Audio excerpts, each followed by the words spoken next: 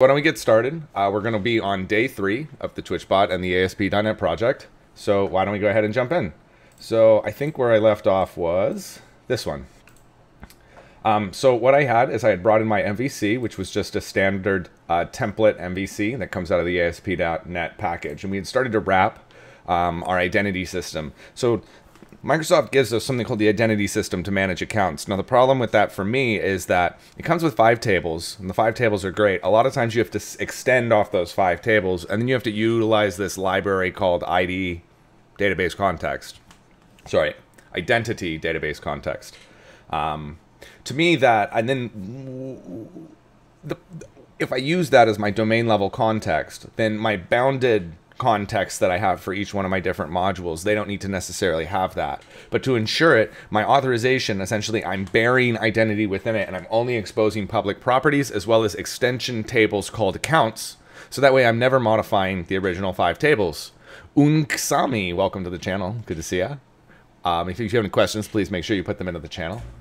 And so we got that set up, and then we got our authorization server set up, and we're using a Unity dependency injection container in that authorization server, and we ended up receiving tokens. So today, I think to start, we're going to put in our clients that we forgot, that we didn't put in yesterday, our client applications. And then additionally, I think we'll bring in the template to the true MVC that we want, and then we'll probably hook up accounts, and then we can start on the bot. So why don't we go ahead and get started? So here, this is where we left off yesterday. My current expiration time of this cookie is 5 minutes for this cookie authentication. That's fine. This is for debug, allow insecure. So what I think we should probably do is launch this right now. Because let me double check this. I'm going to run my server here that I wrote.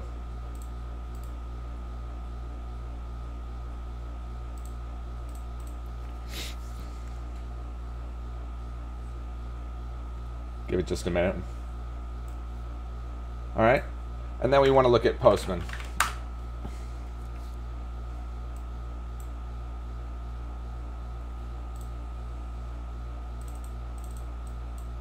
Postman issues my HTTP requests for my testing. I can do this also as unit tests, a lot of different things. This is my OAuth endpoint. Don't care. I think I already have this already set up, so we should just be able to hit it. 11625 OAuth token. Which one was it running? It's running the Auth server.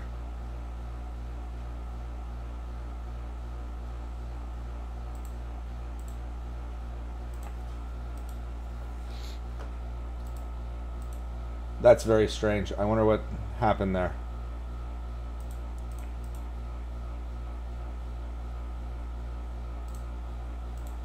There. Now it's kicking through. Are you kidding me? No type was found that matches the controller name OAuth. Well, let me look at my constants here. OAuth token.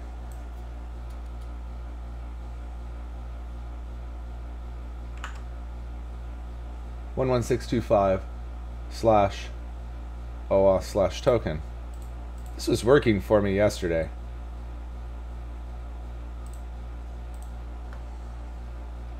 I wonder what's going on. So let's try a different way. We're going to open this project up here in my local IIS, and we'll run this on a virtual host. And so now I need to come into my IIS, and remember IIS is a web server. So this is what's going to be hosting the website, and we're going to create let's create a new website here, and we're going to call this my PHS auth, phs.auth. And let's put this right here in my physical path on my IIS, and we'll make a new one here called PHS, and then we'll make a new one in here called phs.auth.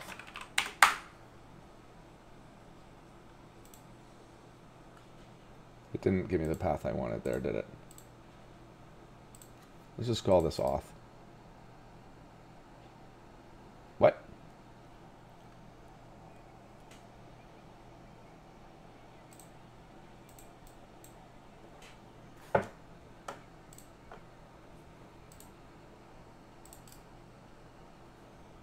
Oh my God.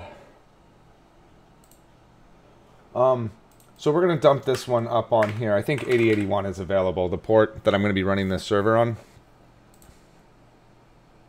This is fine. We'll just create a new one in here. We'll just call it Auth just to make it easy. That's fine. Let's test the settings. We can't get access to the path, so let me do this over here. Just a moment while I have to do a password, so just a second, guys. We are not on a break.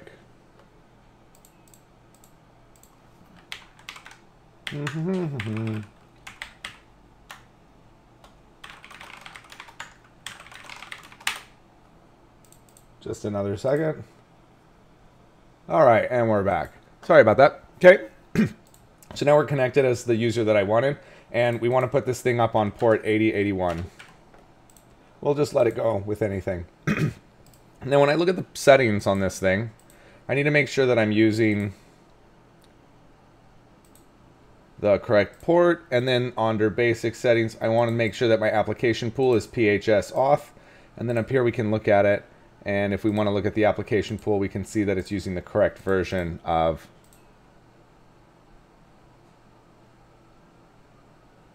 the .NET framework for the application pool. Whoops. So I have to run this thing as admin. So let me close this thing out for a second. We'll open this back up.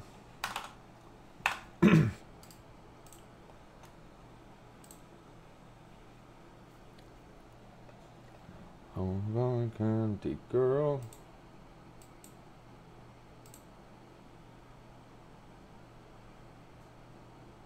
That one. Then we're going to run this in the local IIS. So that'll be exposed on my local IIP here in my subnet.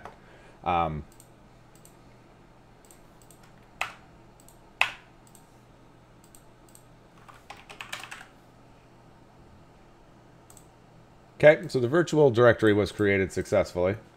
So that should do most of the heavy lifting, and now we're going to run it.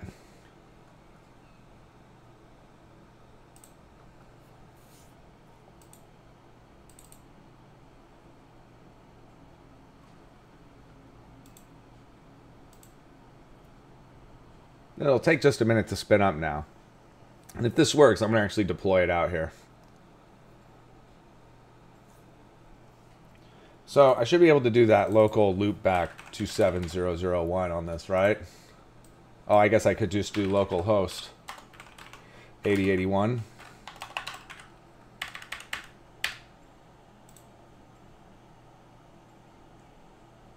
The resource that you have been looking for has had its name removed, changed, or unavailable. So why has that happened?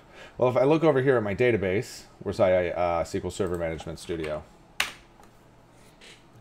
How are you guys doing out there?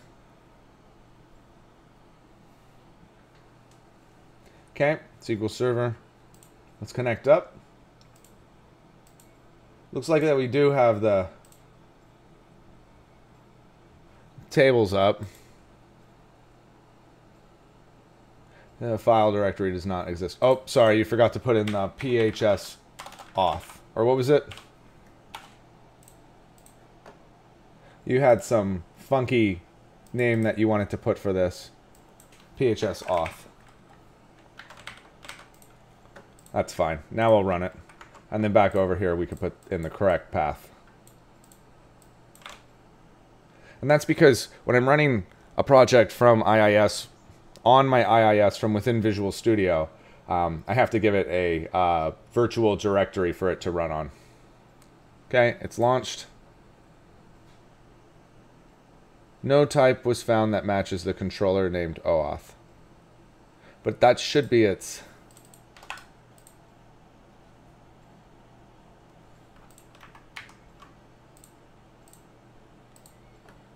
I do not understand, because this is running right here on my token path here, which is set here inside of the core constants here.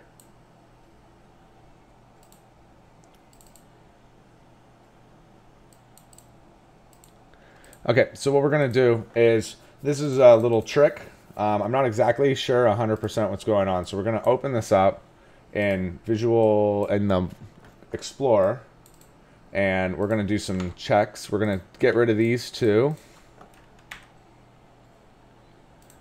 and then back over here on this one project, Web API Auth, I want to do a update package, and it's going to be a reinstall, so we install the same versions of what we currently have, and I want to do my project name phs.webapi.auth.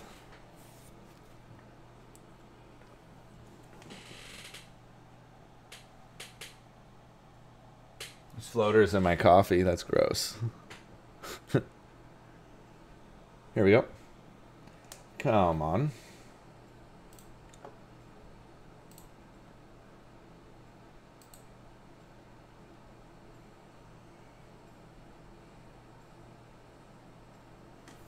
I just feel like it's not initializing or something. It's really bizarre what's happening.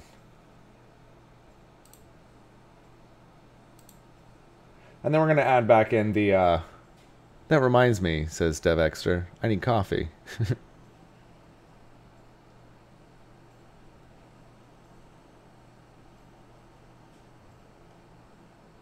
I'm really interested why that thing didn't fire up. It was working yesterday, and you can watch it in the videos.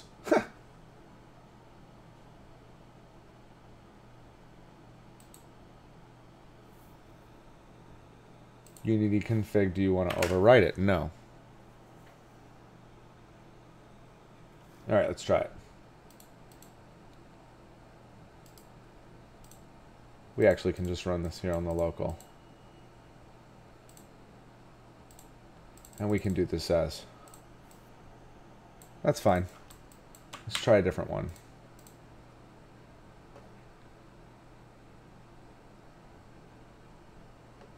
Alright, and then we'll come over to Postman. We're issuing a post out to this endpoint.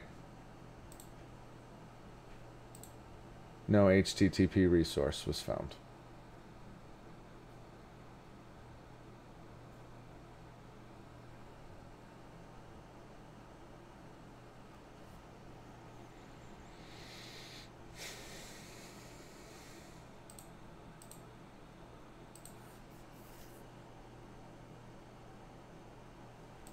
Is it my routing? Let's try something. I want to go back over here to my get. I don't have anything different. Fantastic.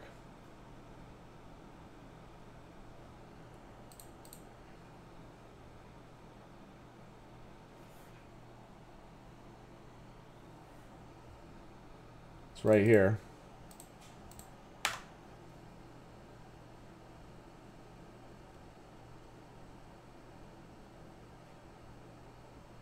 Does this mean I need to restart my computer? Because that's realistically what I'm thinking I gotta do. This is annoying.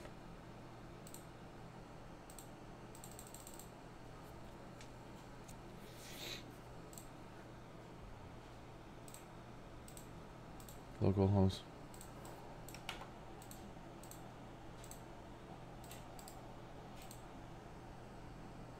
Five, 7, 7, 6. Okay,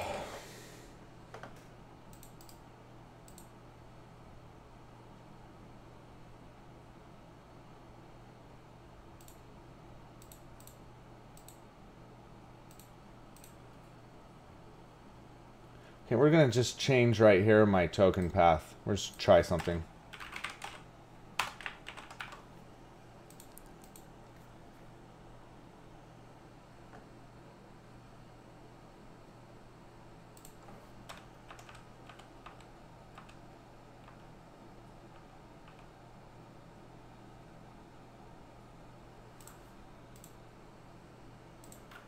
Try that. Apologies on this.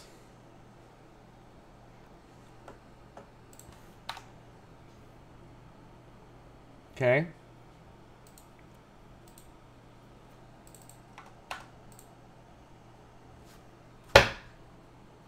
So it works fine. All right, let's try that again. Okay, so the server's working fine. That was one of the damnedest things I'd ever seen. So let's try it again. If we come back up here, I want to go into my configure OAuth. Let's make up for lost time now. Okay, so over here on my Jira, let's go ahead and get started on my, we want to add the database clients to the scene. All right, so we're good there. And then I'm tracking my time, so let's make sure that we start that up now. And we're doing at 10 o'clock.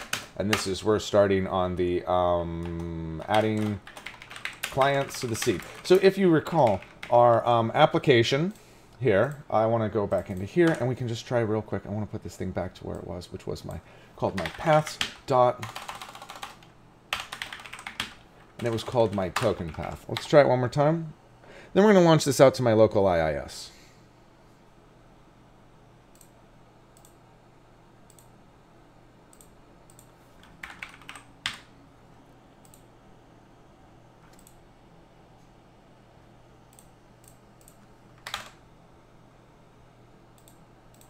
All right, well, it doesn't like that, so that's fine by me. So we'll just leave this as /token. And now the other thing is that I don't have an SSL on my current machine, so we actually want to get rid of this right here. And then here, so that's fine. And then here, allow insecure, and we want to make it so that this is not debuggable. So let's go ahead and run it one more time, make sure that everything's running, and then we're going to deploy this out to the local IIS. Okay, we're running. Perfect. Perfect. Okay, so let's go ahead and deploy this out to local IIS. So we go to right-click, publish. And then we're going to do this here just to a folder. We're going to browse to my IIS folder, which is here under my IIS PHS Auth.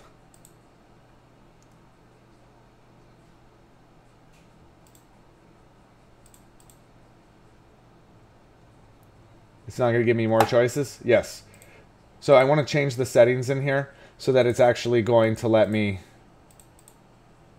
do a release build, and I want to delete all files prior to publish. And then we'll save it. Now it's giving me a couple of assembly errors in here.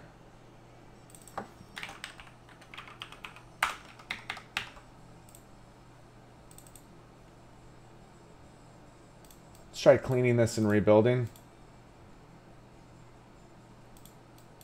Strange errors.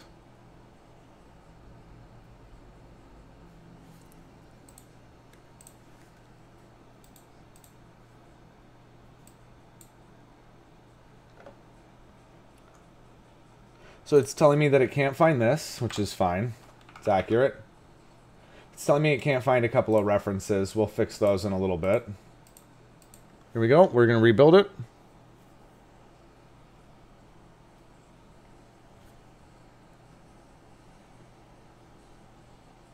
Okay, we're good. Let's go ahead and deploy. So publish this. It's already got a profile made, and we will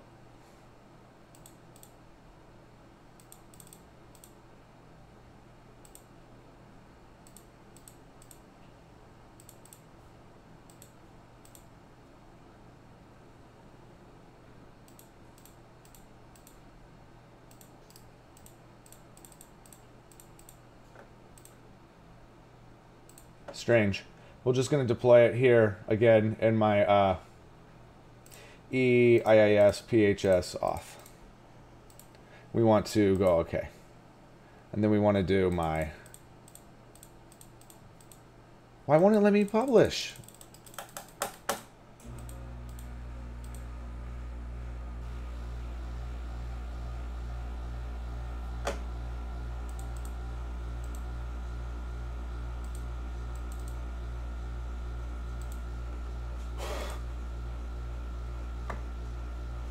I'm having all kinds of strange errors today. Okay, IIS PHS under Auth. Go ahead, OK, and let's publish. Okay, it's still telling me it's got a couple of errors in here inside of my... Which projects? Okay, so inside of my core library, that's down here under this one, under my library.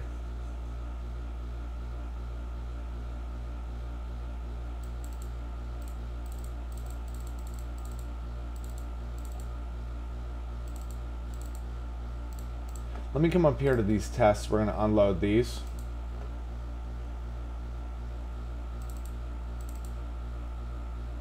And I'm just going to go ahead and just do this. We're going to do a update packages, and it's going to be for a reinstall. And we're just going to let this thing run here for a minute. I'm going to get some coffee while this goes.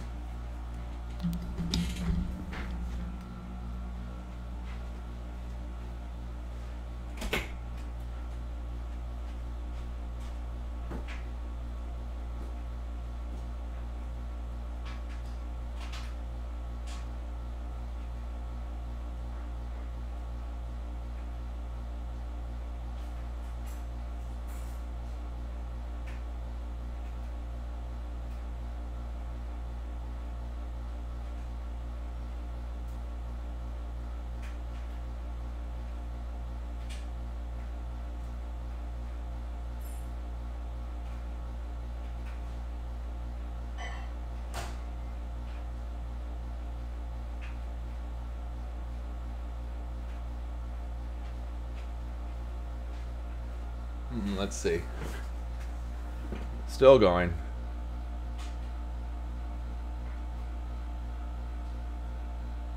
Okay, just waiting on the NuGet package manager to finish here.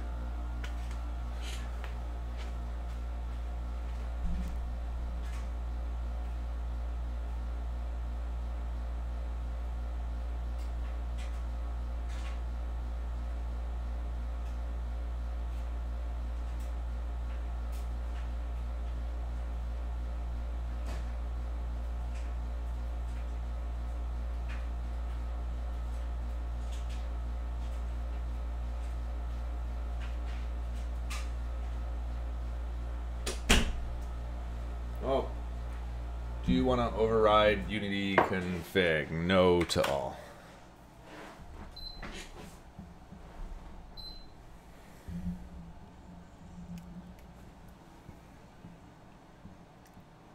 All right.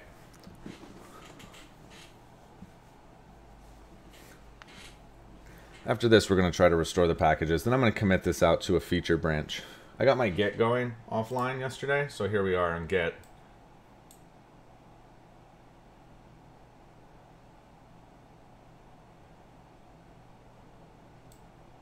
Huh. Well, that's fine. Let this finish up here.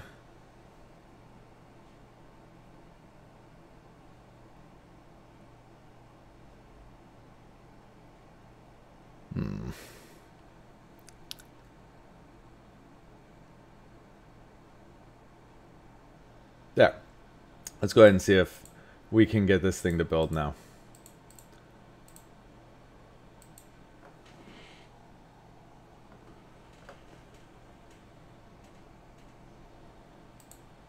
And no errors. So let's try and deploy.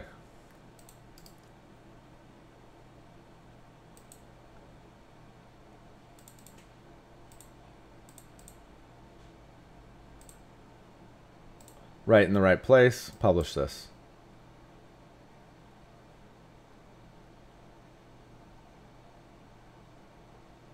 All right, so it's succeeded. So now what we should be able to do is, all right, we're at the right place, and now I want to come to my where's my Postman, and let's make sure that this is working.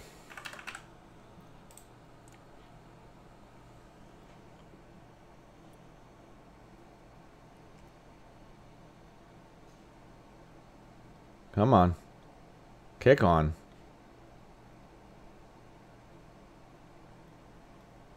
Cannot open database. IIS app pool. The login failed on the IIS app pool. Ah.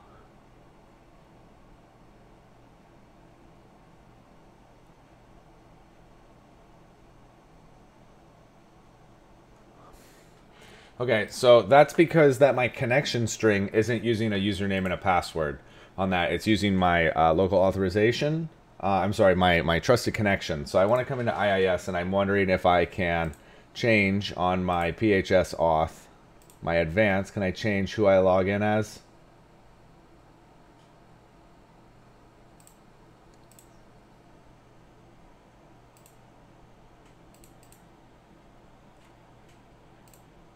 Just a second here.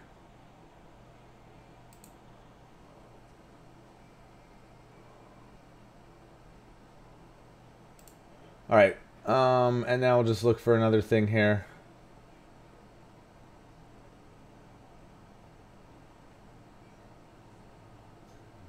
All right, that's fine by me. So let's go ahead and I'm going to come into this and I'm going to switch off the camera for just a second while I get this set up here. Just a moment, please. Oh, DevX, you know where it's at under IIS? You know what I'm looking for, right?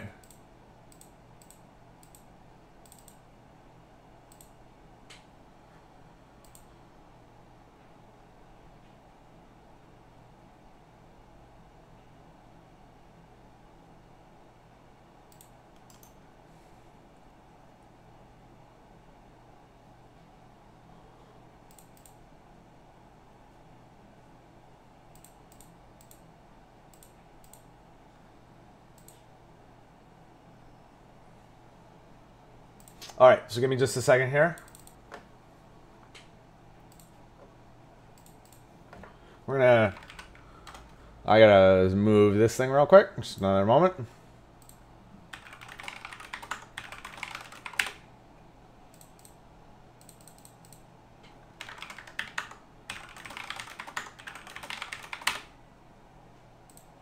All right, now we can give that a try. Oh, sorry, we want to do this one. Full screen main. Okay, so I went ahead and I changed the authorization on it so that it's in as one user. So let's give it another try. I might need to relaunch or something. Or reset. Should be under authentication. Same problem. So problem is PHS auth. Might just need to add IIS protocol as a database users. Yeah, I may need to do that.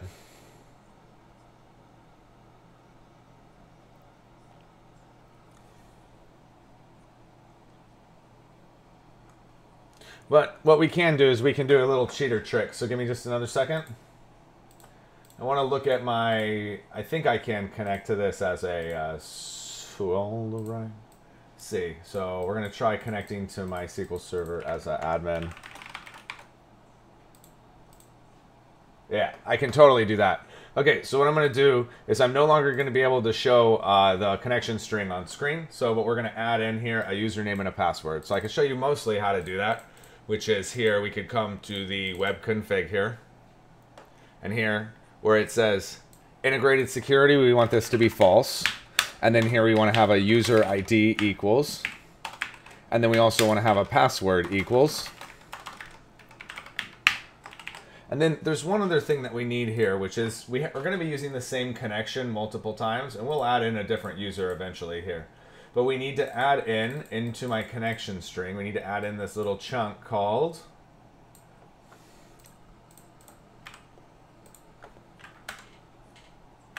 oops, sorry, there's no quotes. And then the other one here is we want to have multiple active results sets equals true. And now I'm going to pull this off. And then I'm going to add it here. Just a second.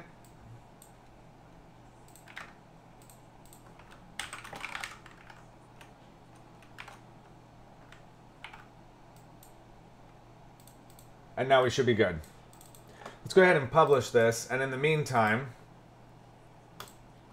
I want to see what DevX are saying. Might just need to add IA as a database or advanced settings under the application pools. Process model.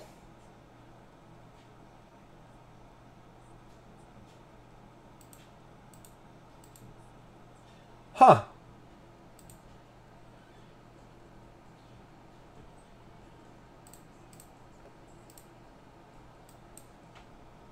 Let me try that again. I'm going to move this one back over here. I'm going to change back that connection string to the way it was. We'll try that.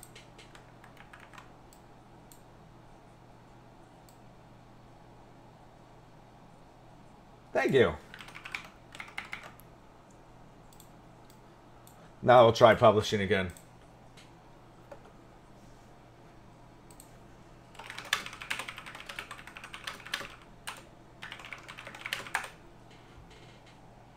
Okay, here we go.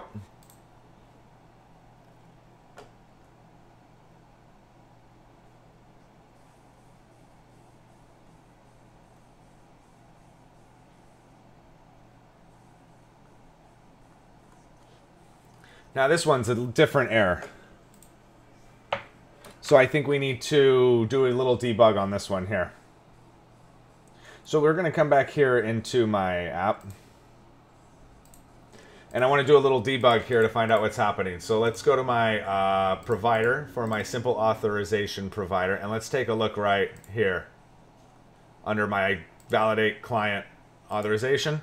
And let's go ahead and run it.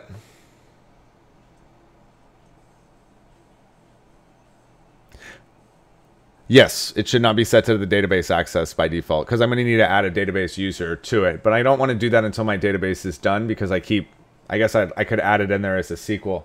Keyword not accepted. Multiple active result sets. What did I type there wrong?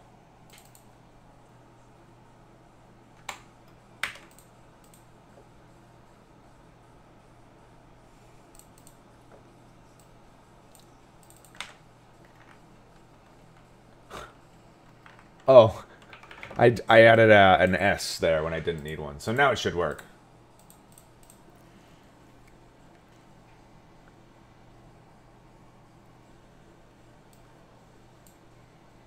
Well, look good. We're working. Okay.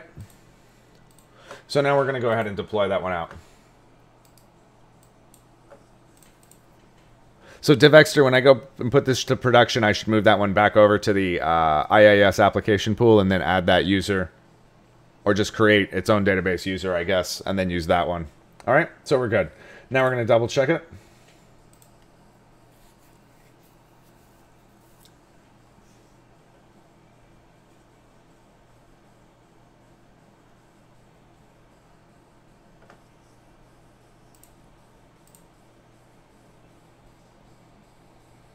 The login failed, NT security system failed. So that's login is incorrect. So come back here to my web API, then we want to go to this one, and then it's under, nope, sorry, it's this, under my application pool for PHS, under my advanced settings down here, we don't want local system, we want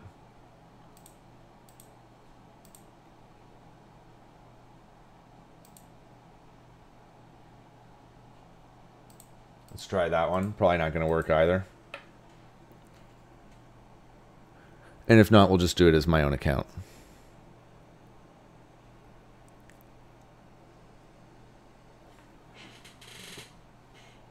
Yeah. All right.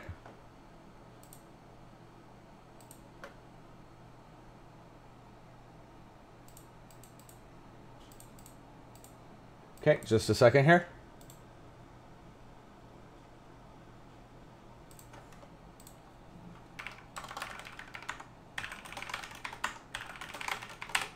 All right, we are back.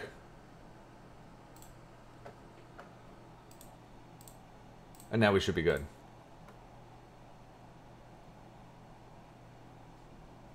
Bam.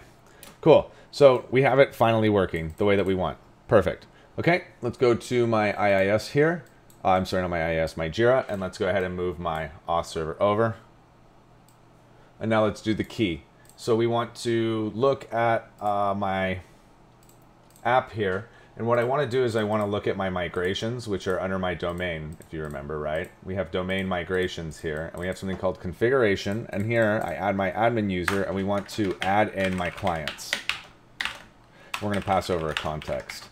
So this actually can go above right there, and then we're going to do a private void add clients, and we're going to be passing in my code first context. So a client, remember, is an application, so we're going to say if my, and now it's going to be a context dot, and I think it's called clients dot. DivExter, are you in our Discord? And we want to do a any where my s is equal to my s.client ID is equal to 301. If there's not one of those, then we're going to actually add one right now. So we're going to say var client. Yes, we don't need to do that. We're just going to do a context.clients.add. And then it's going to be a new client, and we're going to pass in a few things here. We have an account associated with it. One client will be associated to one account. That is wrong. So let's go into client and look at what I mean by that.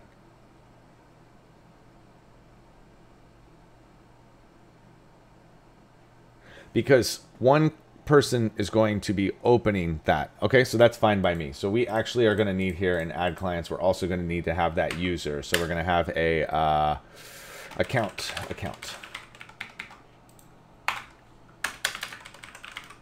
Okay.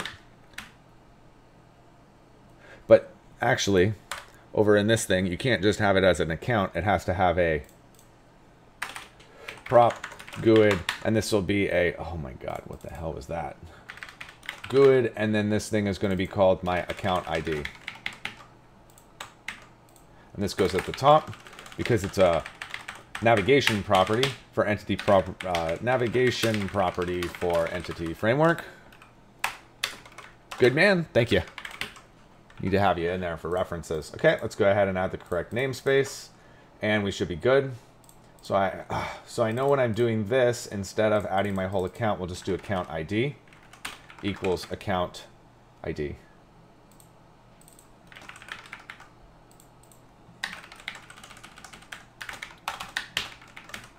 Okay, and now what we want to do is we want to get my allowed origin for our login on this one will be anything, I think, right now, because we'll change that later.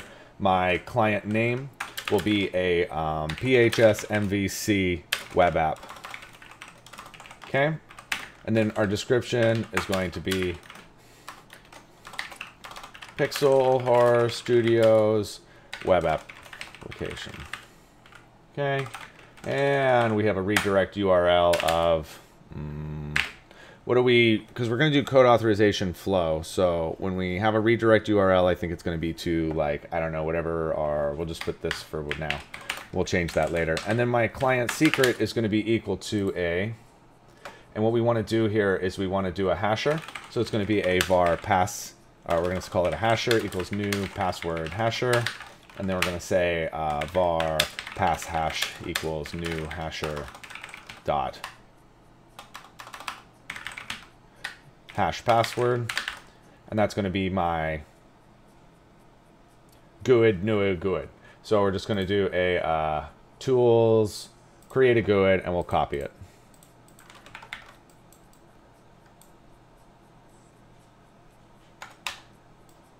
Like that.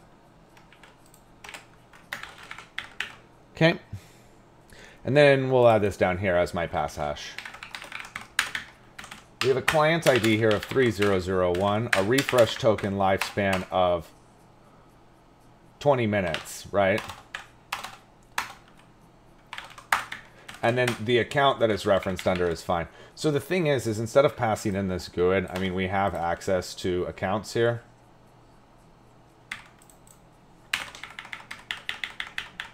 So here now what you should be able to do is you should be able to get your admin user,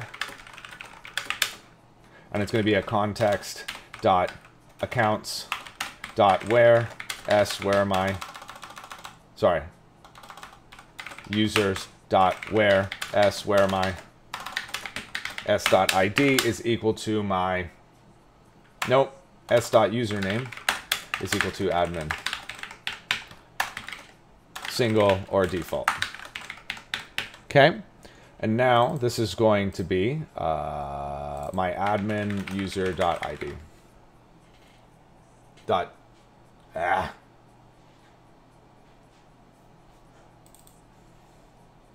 It's coming from an account, so it's account. And then what we want to do is we want to get admin account equals my context dot accounts dot where my s where my user id is equal to my admin user dot user id. Single or default. And this one is my admin account, like that.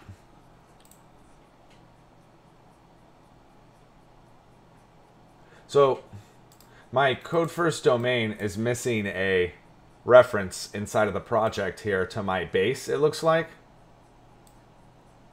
Because account ID is not being found, my lib PHS core lib, that one. Not mine. Got Michael Jackson playing, by the way, in my head. That looks right. And then we're going to save changes.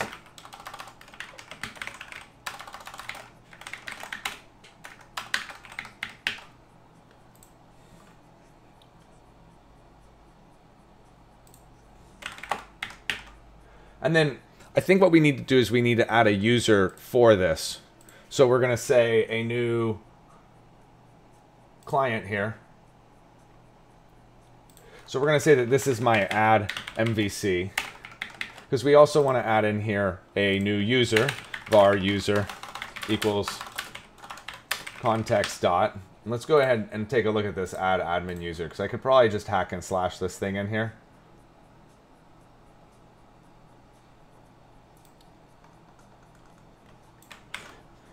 Okay, so right here, we're going to say that this is my MVC admin user. We're going to say this is my advc admin. This one's going to be a new. I am the one. A new GUID here.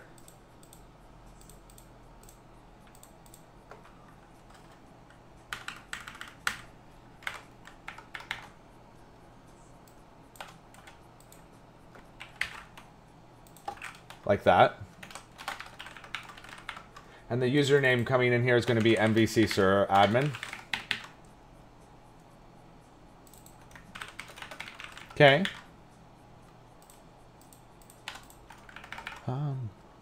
Okay. If it doesn't have a role, then we're going to add my role ID. So where is it getting role? Right here. We want to get this one as the MVC admin is the role on this one. Like that. So if it doesn't exist here, then we're going to add my role. And that looks good, right?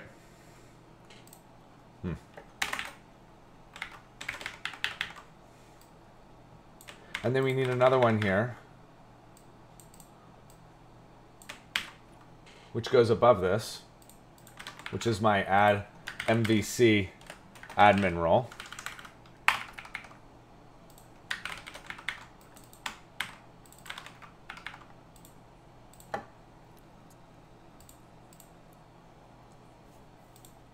Okay. And I want to show why I'm doing this.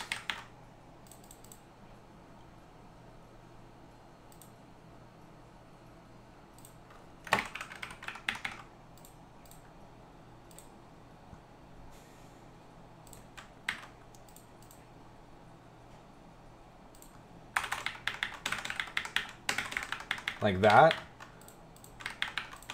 And now we're going to seed it here. So we have add roles, add admin user, add MVC client, add MVC admin role,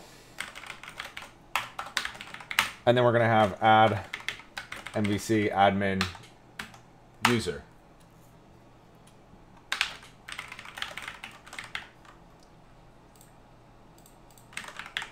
So let's update this. So we need to add in migration to my domain code first, and we're going to say this is addition of ID of account ID to client. And then we're going to update the database.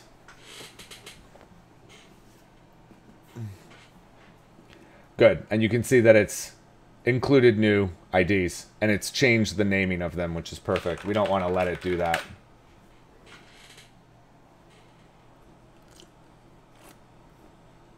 So now when I look here at my database, I should see a couple of accounts in here.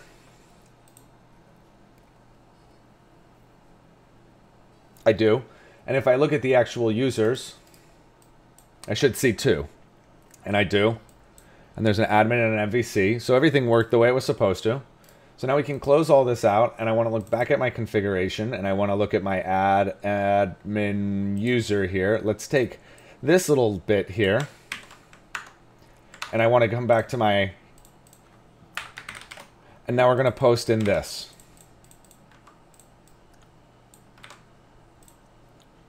So it is letting me get a bearer token without passing any credentials, but I do need to get the correct credentials for my application. So that would be here under my MVC. I can grab the correct good for this. And we can add in here a client ID. Sorry, and then a client secret.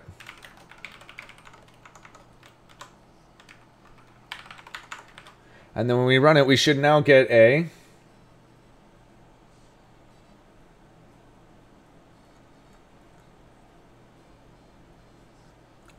well, let's find out what happened.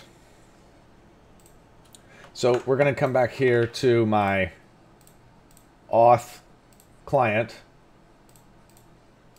We'll run this. See how this goes. How are you guys doing out there? If you haven't, make sure you click the follow. Check us out, discord.pixelhorrorstudios.com. That's the main way that everybody stays in communication. I think this was 11625.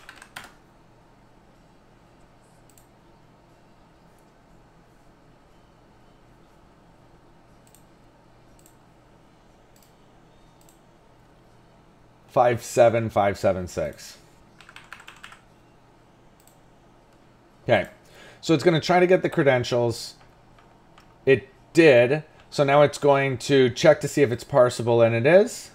It says that it's getting the client, and it got the client. It's assigning, and then it's granting the properties. Okay, so down here, it's saying, all right, I got the account. The account is not null. Hey, the teacher 215, how are you doing? Okay, client ID is not null. So now we want to get my account client, which is null. So why is my account client null?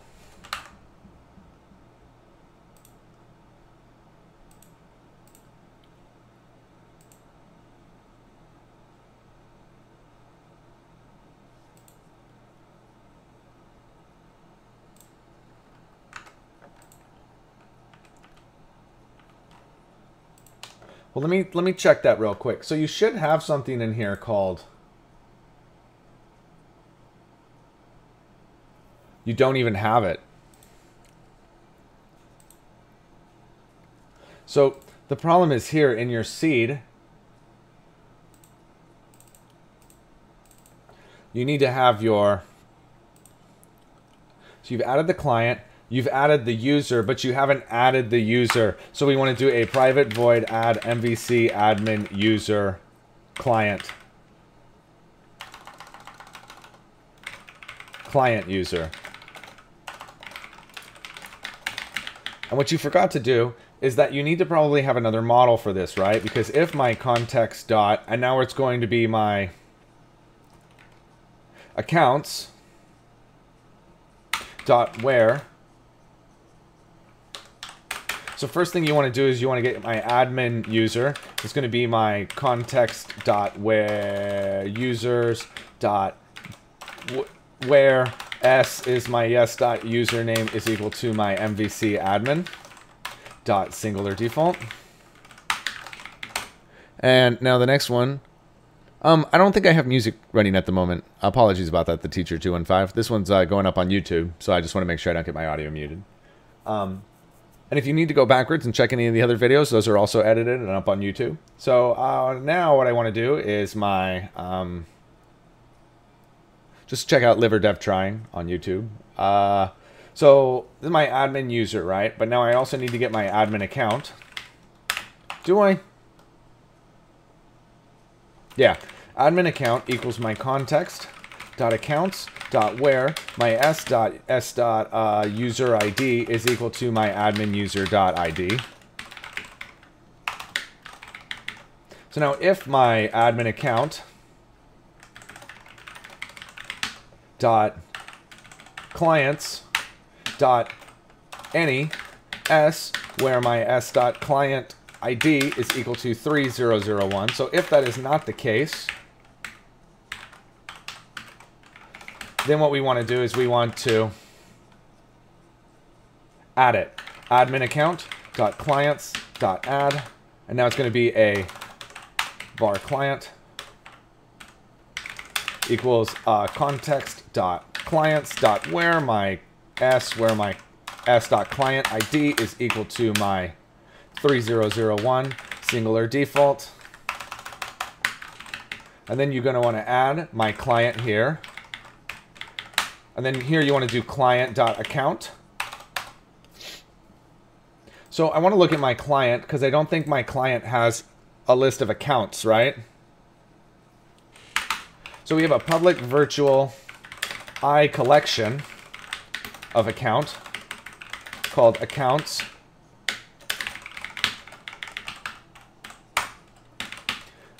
Accounts that are registered to this client. And this one's going to be called the owner account. Account owner.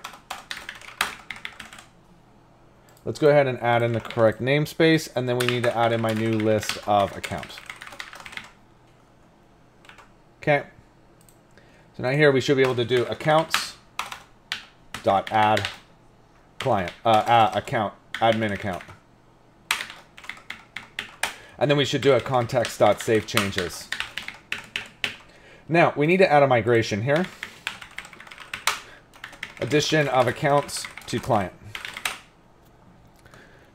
Twitch should have a dedicated audio channel for streams, so music could be on a separate channel. Per se, prefer streams without music, although sync would probably be a huge problem. So DevXer, actually in the Discord, there's a channel which is called Streams Without Music, and you can go in there, and my audio is in there without music. I'm not running music now, but actually part of this bot is something that's called That's My Jam, which incorporates a separated audio component, which will all be built here on stream. All right, let's keep going. Let's go ahead and update the database.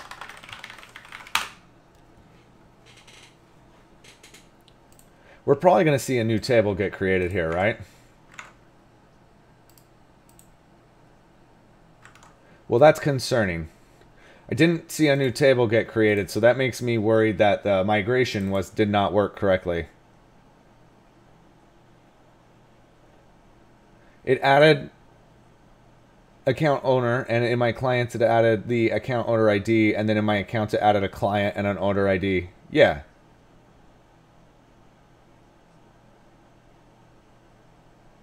Freak out.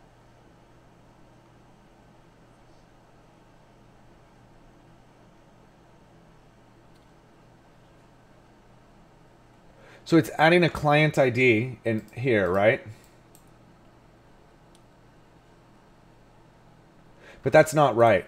So over here in my account, for my library, under my account, this is also going to have a collection of clients. So account is going to have a collection of clients. A client is going to have a collection of accounts. So this thing is what's throwing this off. So let's go ahead and add in here a new account client class in my library.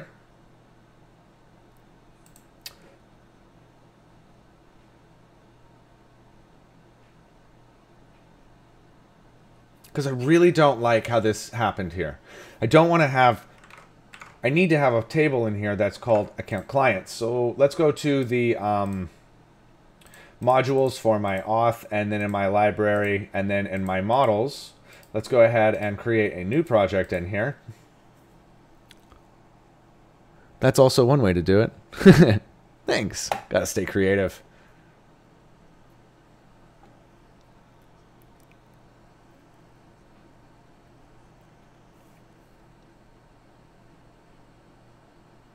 Because it's getting confused, I think. Why is this just grinding today?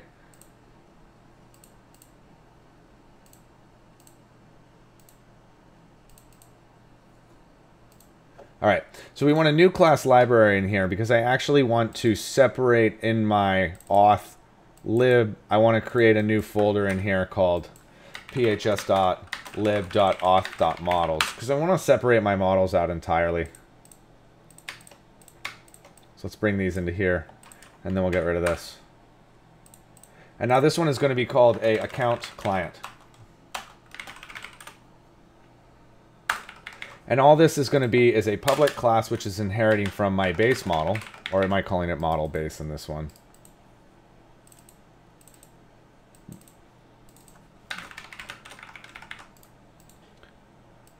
And all this is going to do is it's going to have a reference to an account ID, and then also a client ID. And that's going to be a public virtual account ID. Let me check one more thing here. If I looked back at my accounts here, this one's a virtual. That's a virtual. So it all should be fine. So this is going to be an account. And then this is going to be a client.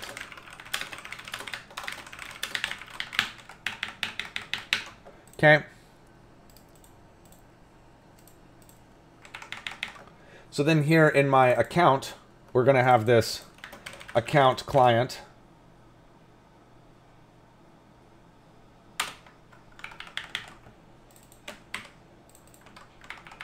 Like that. And then down here on my client, we're going to have the same thing.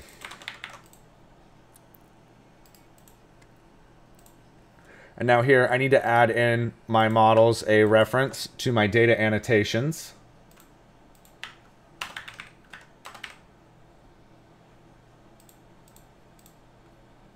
Okay. And then let's build it.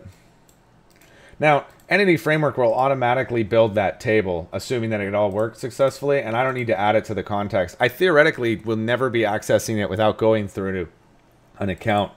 So let's fix these references.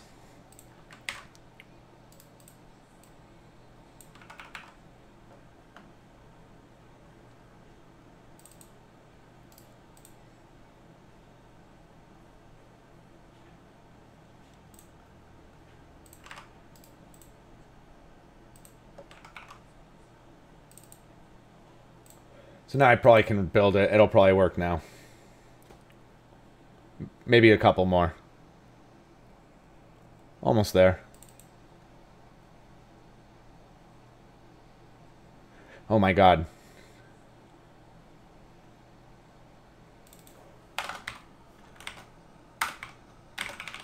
Like that.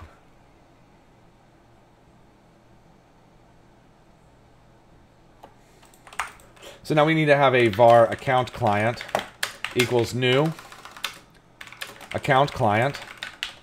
And we need to pass in here my account ID, which is equal to my admin account.id.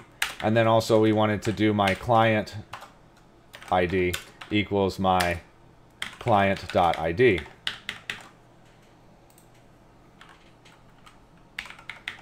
And then we'll add these two here.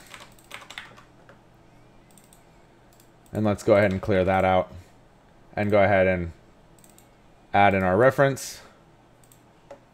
And let's rebuild. Then we're going to add a migration.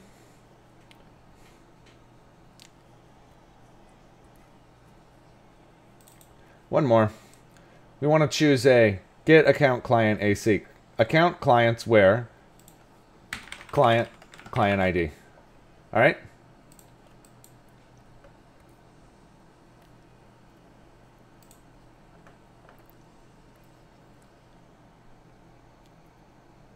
Self-cannibalism. You know it, man. I try not to bite my nails, but what are you going to do? I mean, it's... And then I used the fidget spinners as well for a while, but it distracted a lot of people. Okay, we want to add in a migration here. We're going to say addition of account client.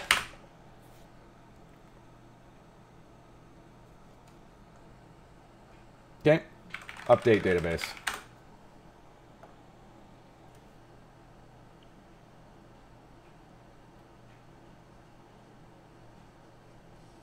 Okay, I got an error on the migration here.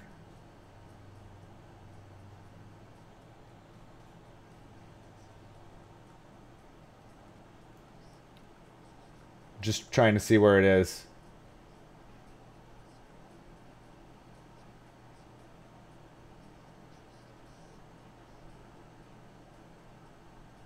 Okay, so the reason why this happens is because here in my context,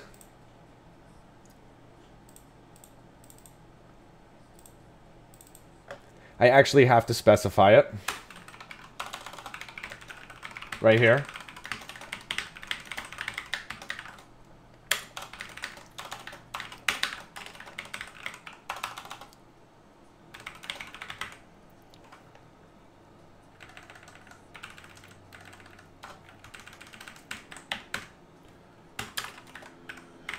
like that. And then we need to add that also to the bounded domain code first context here.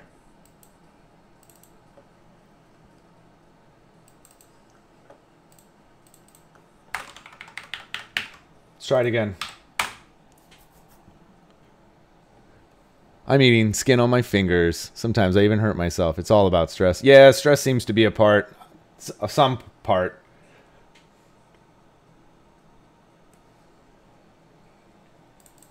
Let's add it here.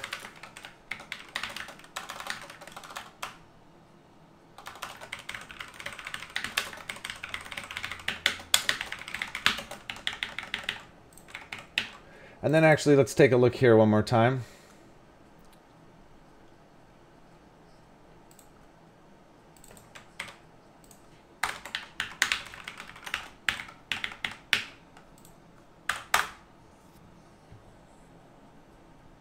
Okay, now what we're going to do is this old trick where I'm going to cut this. I'm going to delete all the migrations in here. I'm going to go look at the database. I'm going to clear it.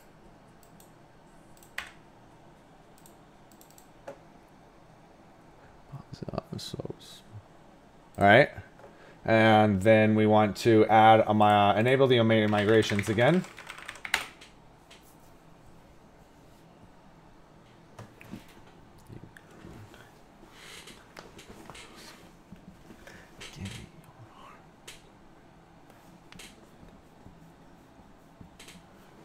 All right. And then we'll add this in here. Should probably just go right in. Yeah. And then we're going to add a migration. Call this my init.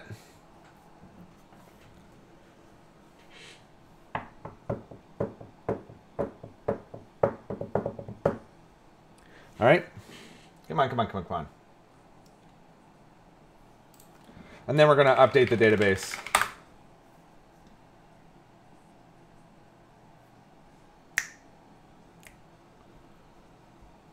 Come on there. It's looking pretty good. Foreign key on table clients may cause multiple cascade paths. Specify on no. So this is saying that it's on my clients, auth, foreign key auth, clients.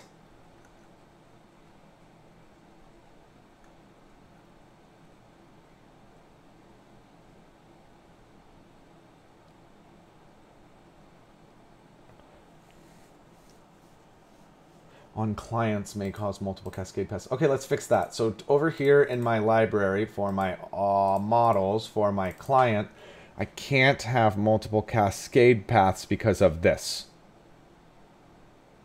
So let's get this out. And so this one now, we want to add in here a public bool is owner. Easy enough. So now we need to do this thing again because my migration is screwed.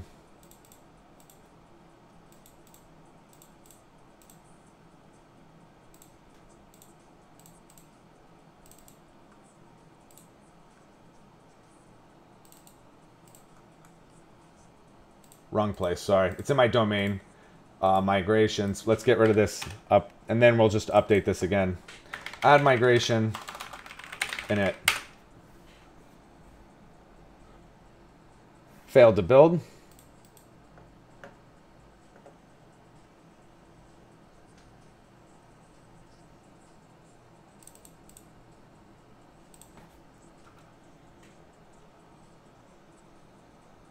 Add MVC client.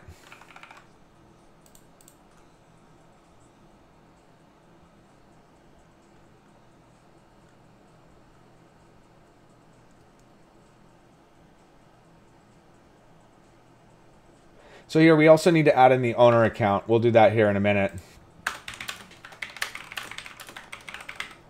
But for now, I think I should be able to add my migration again. Let's try it. How are you guys doing? If you haven't yet, make sure to click the follow. We're really active and support a community, so make sure you join us at discord.pixelhorrorstudios.com. If you have any questions, please put them into the channel. We got a really active, and I just said all that. All right, here we go. I'm going to update the database.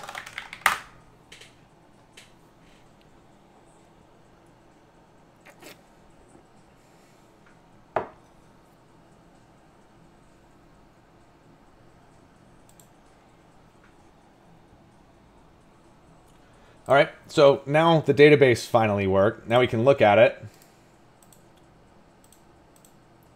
Here's my account clients.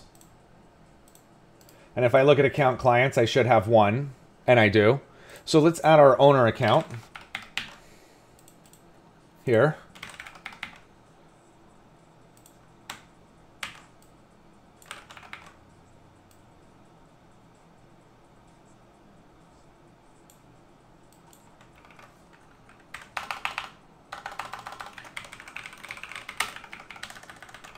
Add MVC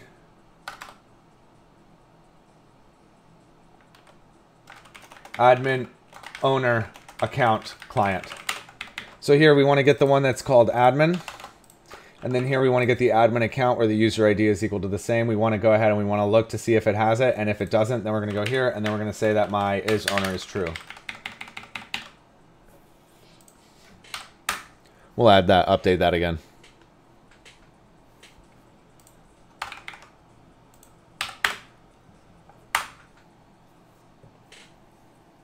Okay. So it ran the seed. So now we should be good here. And we are. And so now when I look back up here on my PHS auth and I look at my provider for simple authorization provider, I currently had a little bug here where I said that if you don't pass in an ID or a secret that you still get a token. So at this point, if this is null, we just want to return. And we're going to set this as an error. Client ID and client secret must be sent. Implicit flow is currently disabled. Okay. And now I think we can run it and just double check.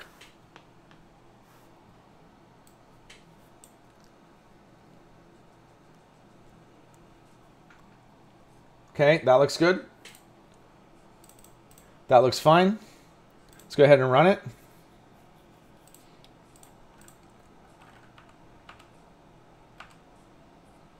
Okay, so it errored because we don't have a mapper, because we added in another model. So here we need to add that one in, s.createMap.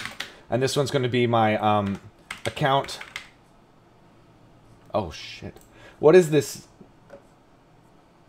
This is getting an account client, and we want to do this from the account client.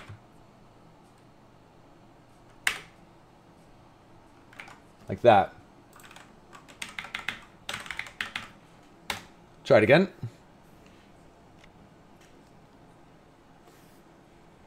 Again, if you guys have any questions, make sure to put them in the channel. We have a really active and supportive community here. Thanks for being a part. Let's go ahead and run it. Looks good.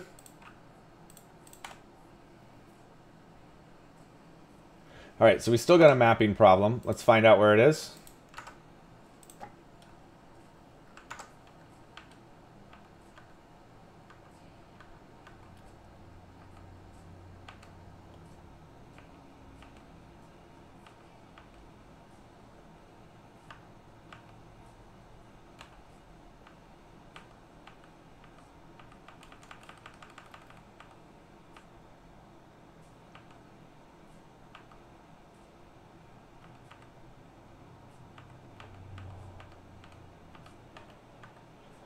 Okay, so we're validated. We're going to add each one of these properties in here. Then we're going to create this ticket.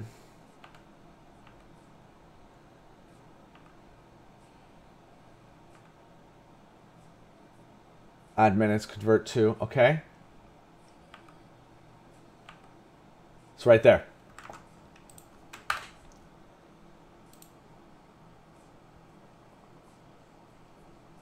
Refresh token and refresh token view models. Ah, here it is. So we have to add in our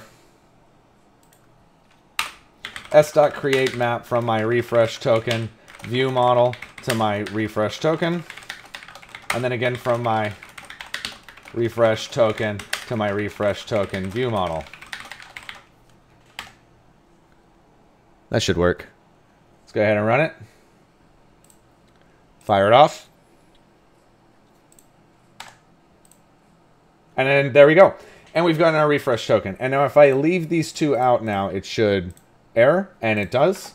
And so that's good. That's exactly what I want. And I think I'm about ready to publish this out. Now that I'm thinking about it, I really don't need this MVC user because I've registered that to the account. So we definitely can get rid of this.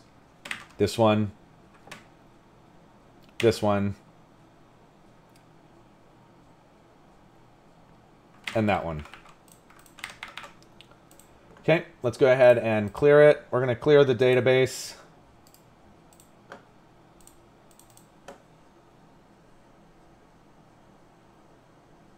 Reverse map.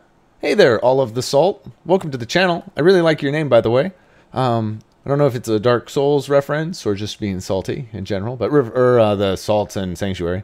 Reverse map to stop having to do both, by the way. What do you mean? I get a lot of circular references that I always kind of have to play through. So if you have a solution to kind of assist with that, by all means, please let me know about it. And all of the salts, if you could, join our Discord. We definitely need more subject matter experts in there to answer a lot of questions. Ah, nice. So that's discord.pixelhorrorstudios.com. Okay, so we deleted the database, which is fine. Let's come back here. We're going to re-update it. It failed to build. It's from here.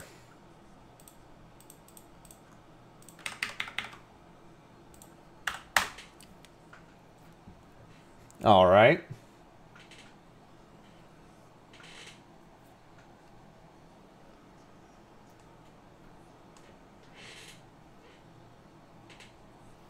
Okay, so we're good to go now. I'm going to go ahead and deploy this one out.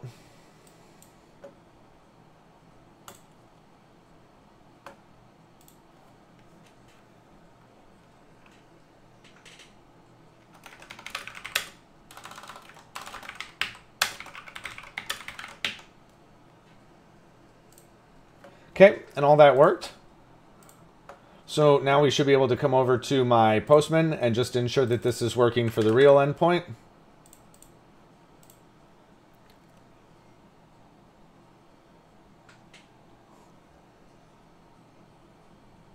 The username or password is incorrect.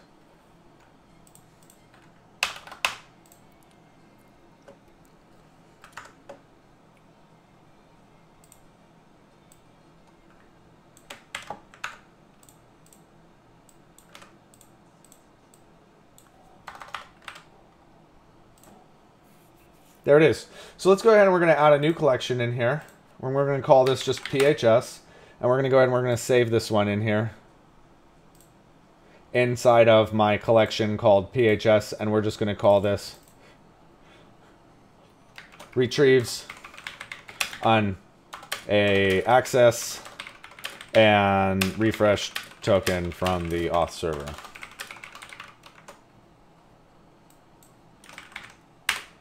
And then we'll save that. Okay. So I'm happy with the auth server, which is nice. And now I think that I can go ahead, I can come up here to my Jira. We're going to move that over. I have to add in this auth services class still. And then I want to add in the web API auth endpoints. Add web API auth endpoints.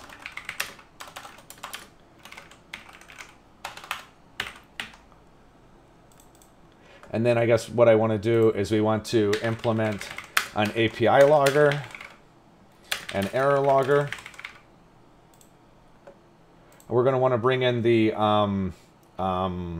import smart admin template. We want to say add, and then here under my import smart admin, we want to add a subtask, which is going to be called remove user manager and include the BLL auth layer. We also need to create the BLL auth layer. And I'll show all of these different pieces. So right now we're going to add the services class. This one is selected for development for today. We're also going to do the endpoints if we can. Okay, and then I want to come down here to my time. And we started at 10, and now it's 11, 12. And then also, additionally, we deployed onto IIS. See a couple of comments here on the channel. Automapper.mapper.createMap. Reverse map. You can then map. Oh!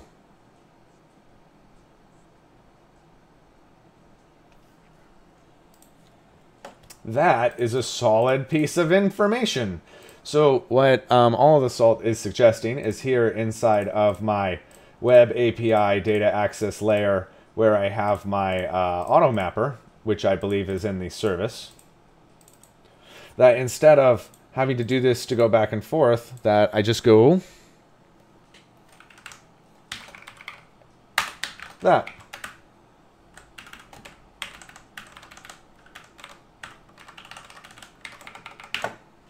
Looks good.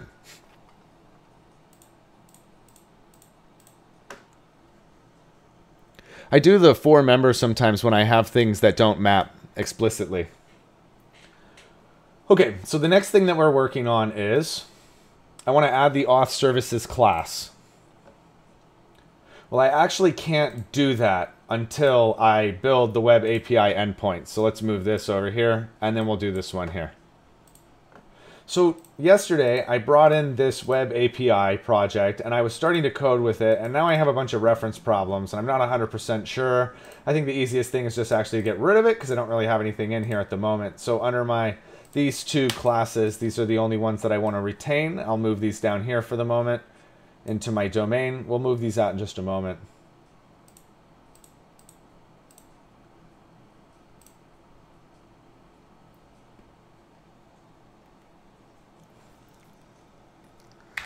Okay, and now we'll just add in a new one. For member is my everyday work. Data layers and DBs don't always match in large projects. I agree, man.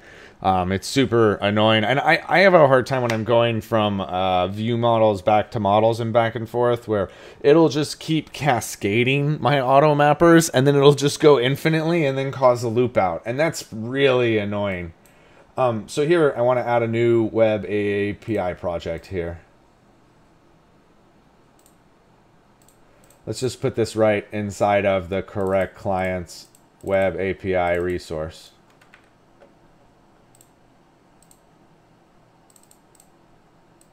And we're going to call this my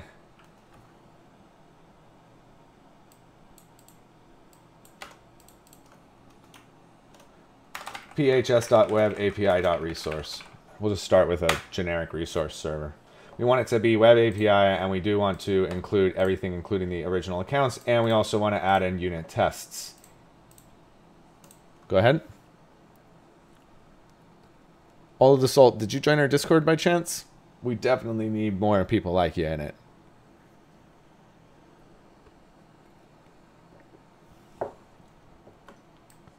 All right. So let's bring in these two things that I got rid of.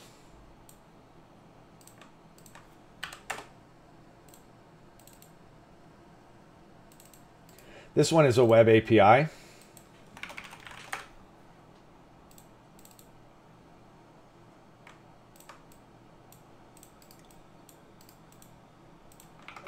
And now we want to add in here a reference to my iService Auth project.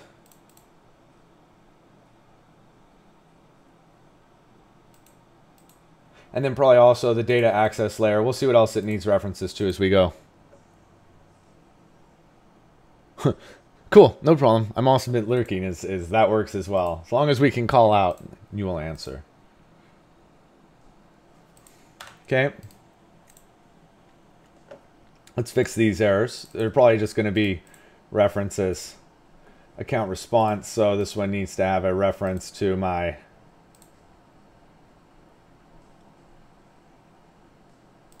that one.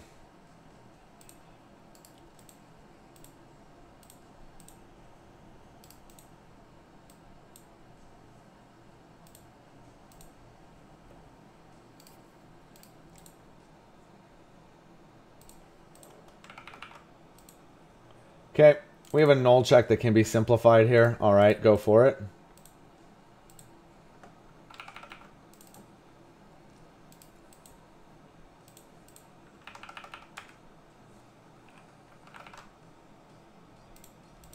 All right, let's run that.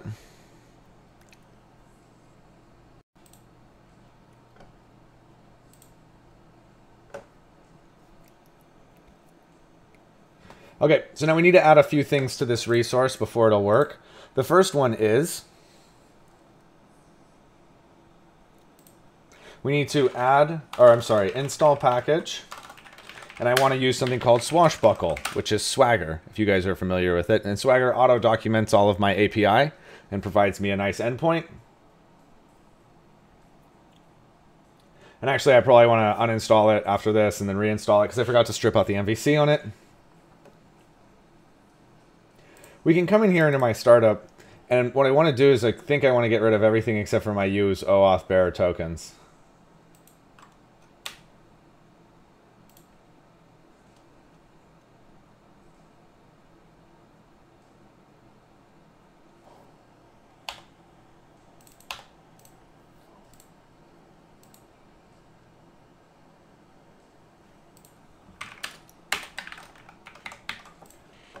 And we can double check all this here.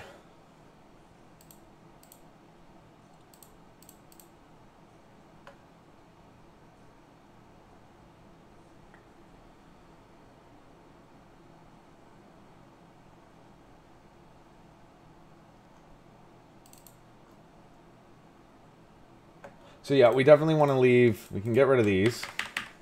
We definitely want to leave the external cookie authorization, and then just like this. This will allow me to use the tokens from the other web API, assuming that I have the same machine key. So we're going to go and grab the machine key, and then I will be changing these before these go live.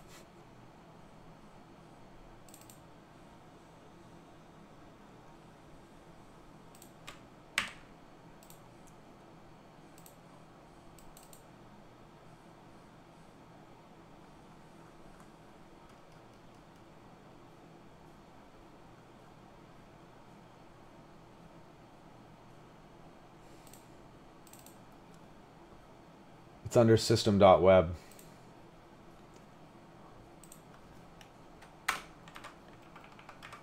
Okay, that should work. Okay. And now, let's go ahead and uninstall Swashbuckle because I forgot to strip out the MVC. Okay. Let's go ahead and remove all of my views, all of my scripts.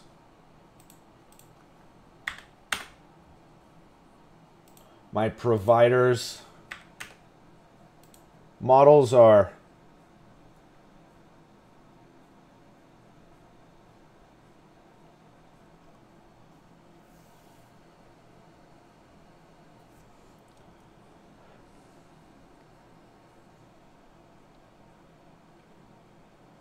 we don't want these. We don't need the fonts. We don't need these three controllers. Only these.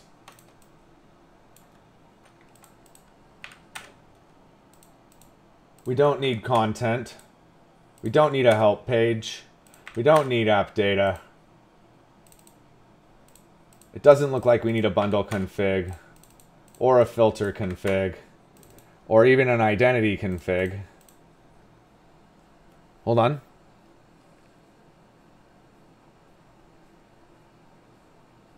Nope. We do need a route config. Nope, we need the web API route config. So that's fine, and that's fine. So what we do need is we need to install the package for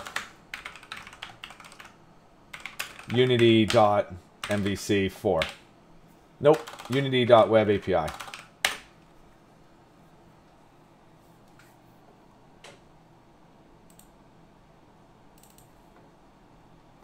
And then additionally, we need to do that same kind of startup trick that I did last time where I declare an external HTTP configuration.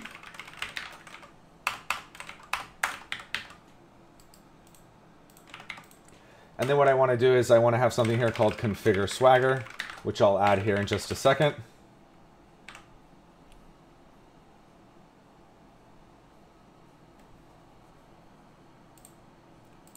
And then below this, we're going to want to have something called my web API web API config. register, and we want to register my config to it. And then we want to use my app dot.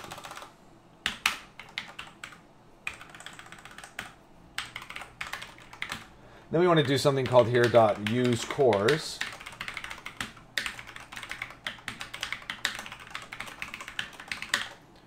Which will allow us to go cross domain. And then also we want to do a var container here, which is equal to my Unity container. So this we could just call my configure Unity. Then below this, we need to add in our dependency resolver, which is the new Unity dependency resolver. And then finally, we need to do a configure OAuth for the app and the HTTP configuration that we made. And then finally, we need to tell it to use that web API. Okay, so we got a couple of things that we need to add in here. The first one is this configure swagger. So up here, I need to add it in again.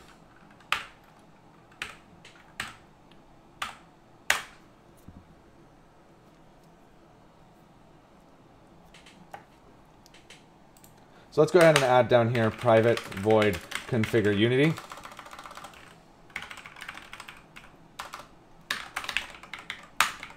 And in Unity, you need to have a container.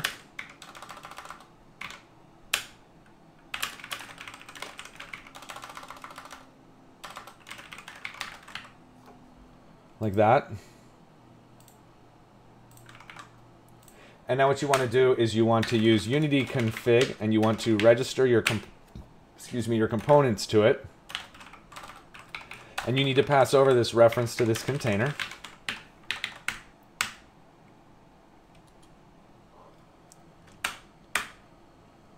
And then here you want to pass over this reference to this HTTP configuration. And then we'll do this here.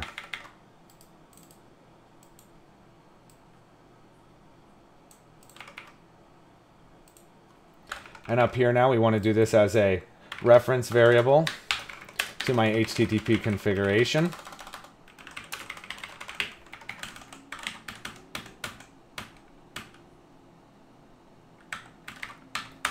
And all you're going to do is you're going to register your types here. And currently the types that you have are over here. You already have them defined in your other Unity start.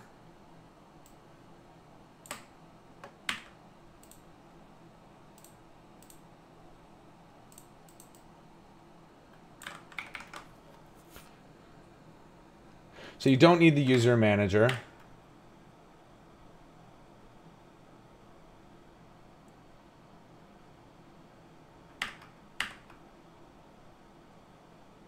But you do need the database context here, right?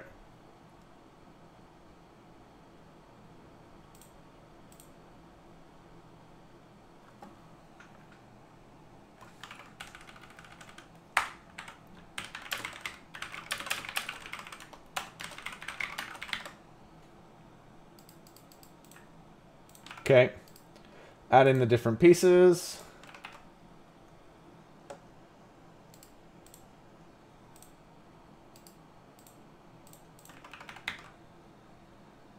Yeah. Okay. So let's go back here. So now we don't need to reference that container anymore, but we do need to send over this HTTP config. And then we don't need to do that either. So we can actually just bring this up and do that.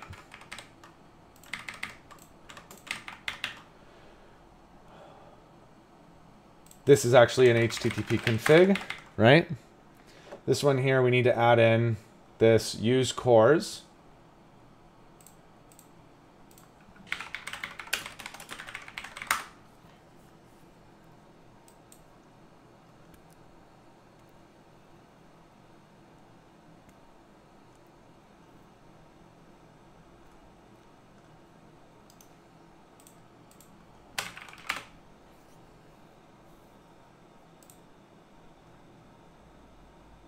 It's right here, install package Microsoft Owen.cores.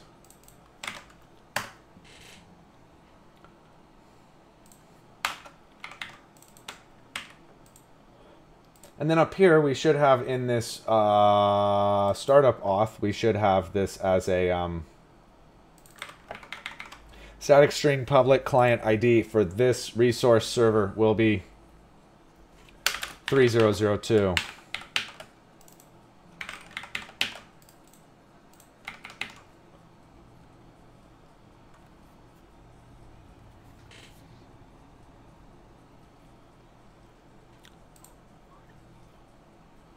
This is great. Okay, let's go ahead and rebuild it.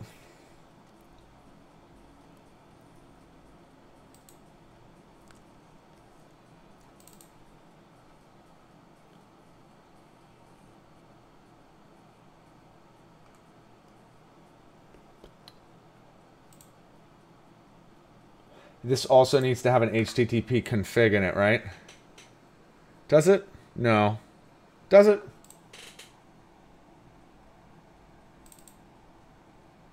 Nope.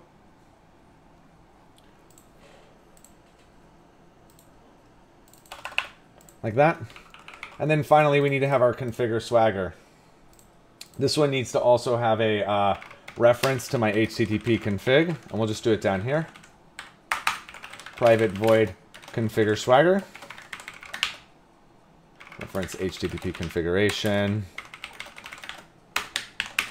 And then we're going to do HTTP config dot enable swagger.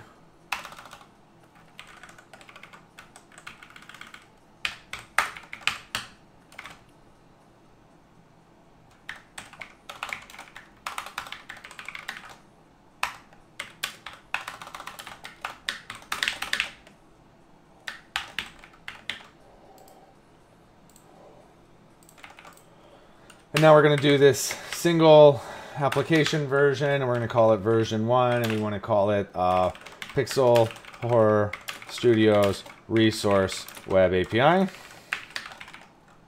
then you also want to include this, what I'm calling this operation filter, and I'll show you this in just a second.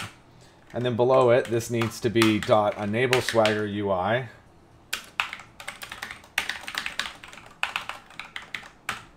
And we're going to do an injection. Actually, this would be if we wanted to inject a style sheet.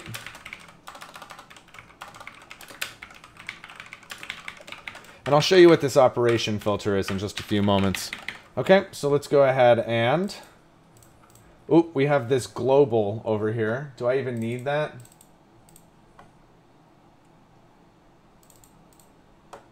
Well, we don't need this one. We don't need that one, and we don't need that one.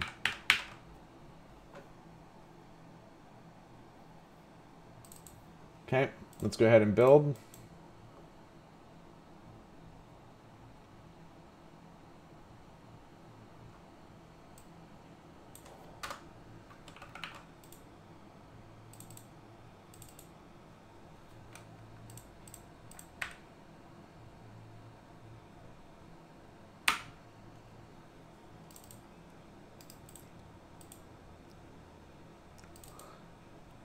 What is this all about? In my tests web API resources, values controller, add reference to PHS MVC. It doesn't even know. It's just some test methods. Whatever. We're just going to unload the tests here.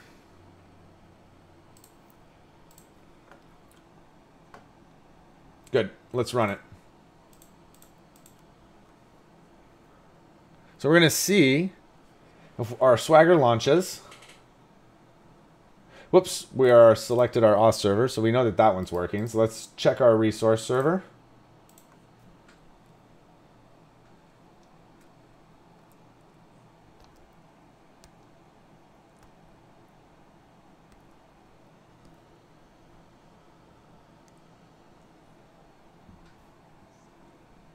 All right, so that's good.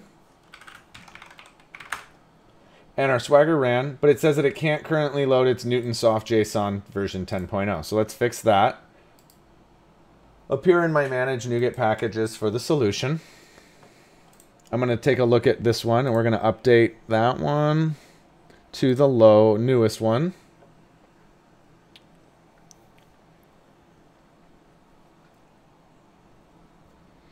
Again, guys, if you haven't, make sure to click the follow. Check us out at discord.pixelhorrorstudios.com. That's the main way that everyone stays in communication. And we have a really active and supportive community over there.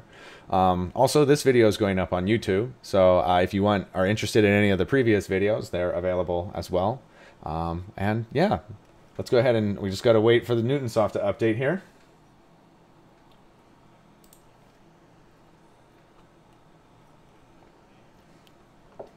All right. Let's go ahead and run it.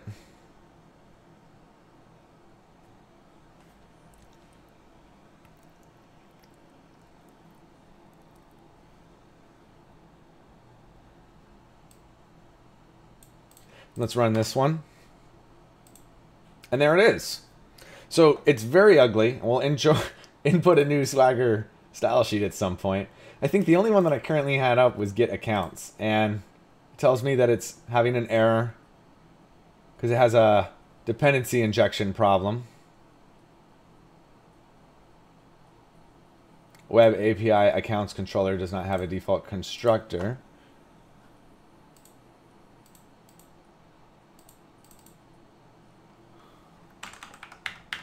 Because it's taking in service auth. So now when I look back at my Unity config, service auth,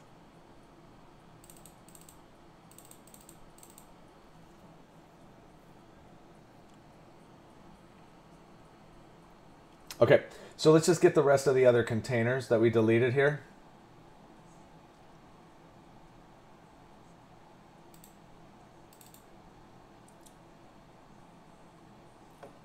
Sorry, they're over here in this one. Thought we could get away without having these. Doesn't appear so.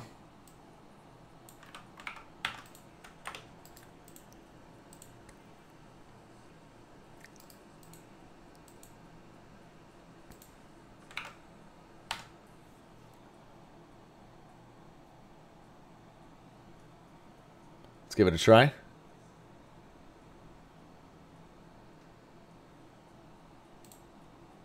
Try it again. Still unhappy with me.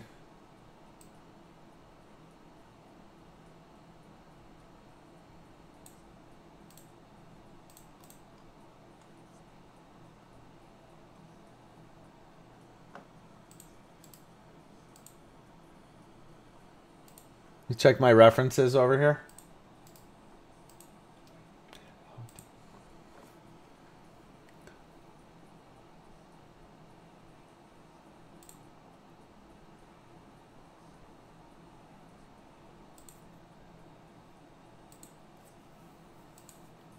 Let's try that.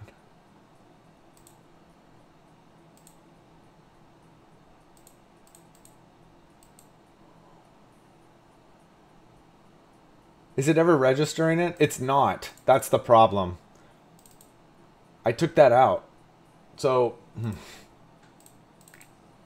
it's this.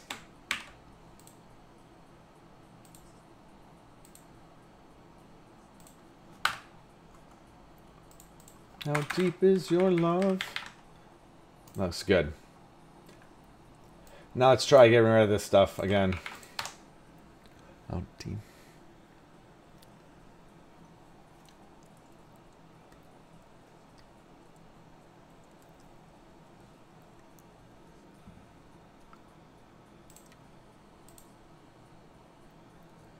Is it gonna work? Trying to create resolution of dependency failed. PHS user manager is an interface and it cannot. So it does need these.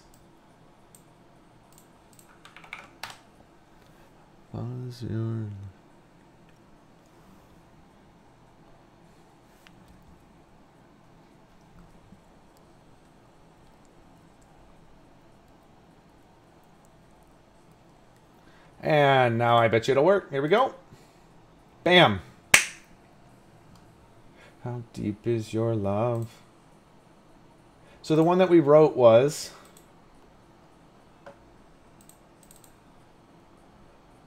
this get ID one, and you don't necessarily have to pass in an ID, but you do need to have a, so let's try this one, and we'll get a token. And remember, this is coming from a separate authorization server, so everything has been decoupled.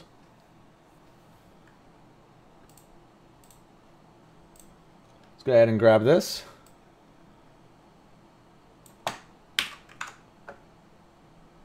And now we look at my Swagger, and we're going to do my get, and we don't have a place to put in my bearer token.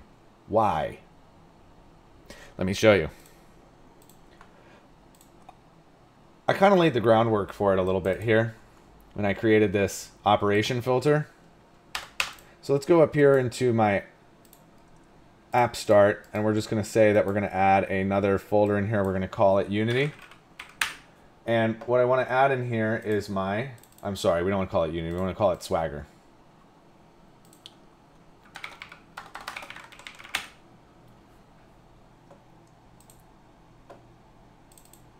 And what we want to add in here is a new authorization filter.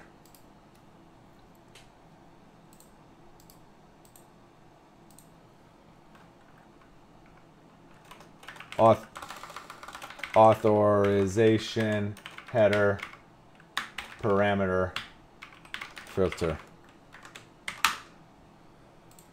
And this is going to be inheriting from my operation filter, which comes from Swagger. And so we need to implement the interface, which only has one apply method. So what we want to do is we want to have a var filter pipeline. Is my API description dot action dot descriptor dot get filter pipeline.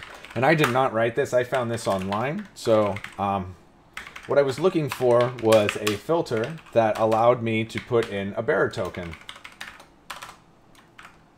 So we'll just input this information here. So we're selecting a filter info instance, and then we're looking to see if any of them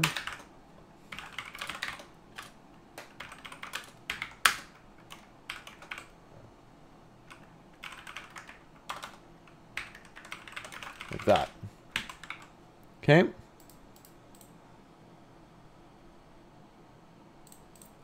And now var if my operation.parameters equals null, operation.parameters equals a new list of parameter. And now what we want to do is we want to say allow anonymous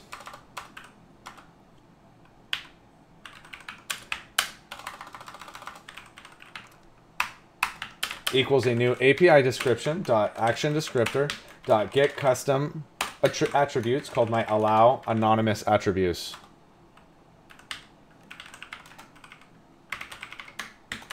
Dot any.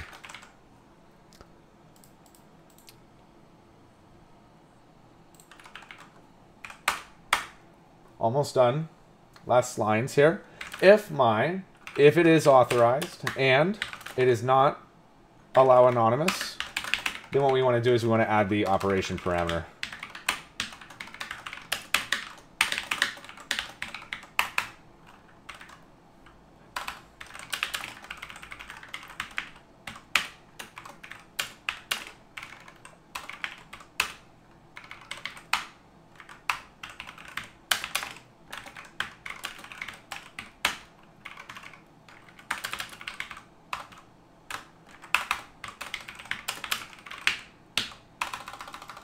Almost done.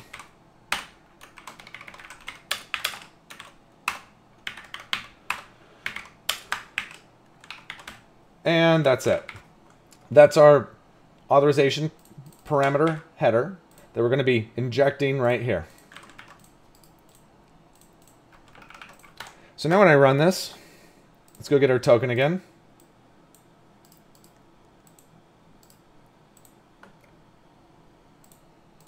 Remember, I'm using Swagger. We'll reload it. You see it? It's right here. Now we have a bearer token that we can pass in. It says my ID is required. That's actually incorrect, so let's go fix that.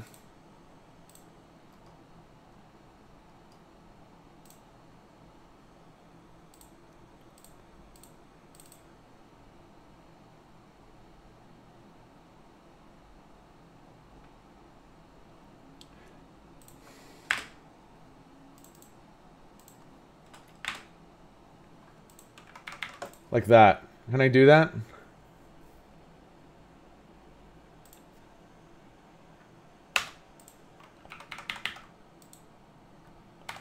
Why is that required now?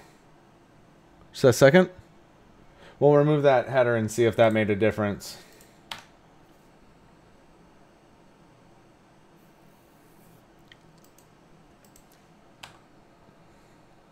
See, it says it's still required.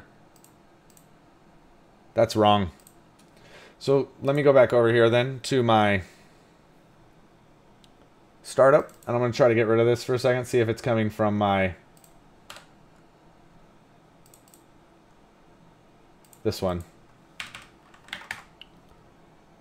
Try that.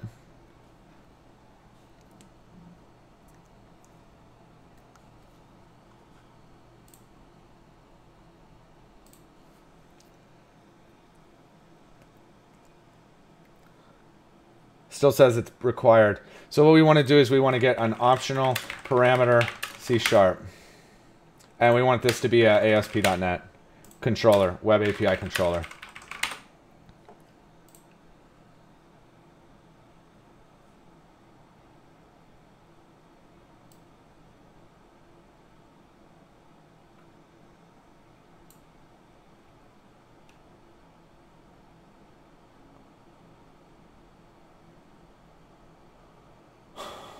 From URI.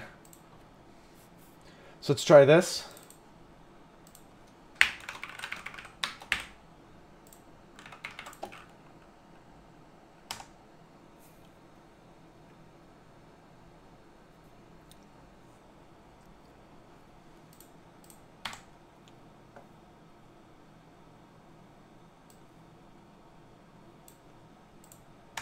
Shadow dancing. Still says it's required.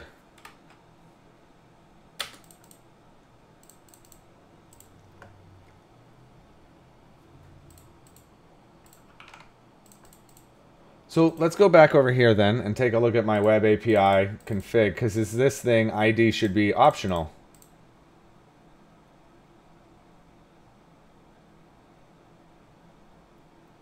So what if I changed it something else? Let's try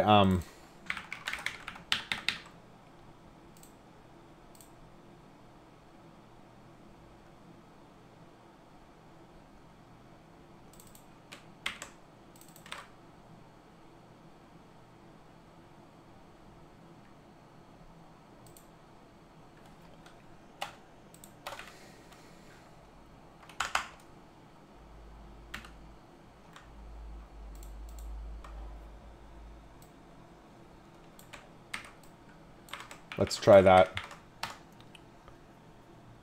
Just small changes. Try to get this endpoint to fire. Well, I mean, I know it's working. I just want to make sure I get the ID that I want. Come on, come on.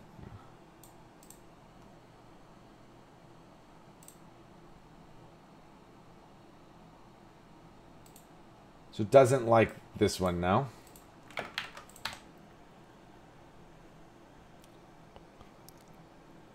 And I have routing set up that I can do it with parameters, I believe. I may need to go double check that.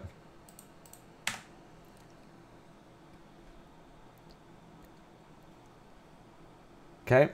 And get accounts has an optional ID now. And let's just double check that I can.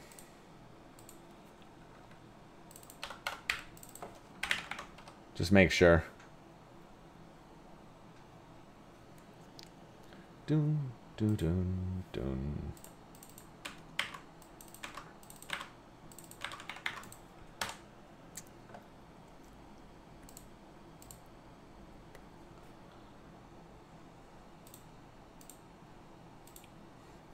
And then we're going to need to add back in that authorization filter.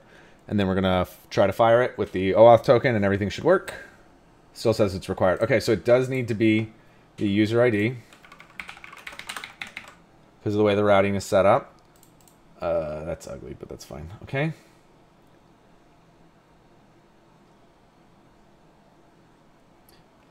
Okay. And now we want to go to my web API config, and we want to look at my map. Okay, that's fine. And then, ooh.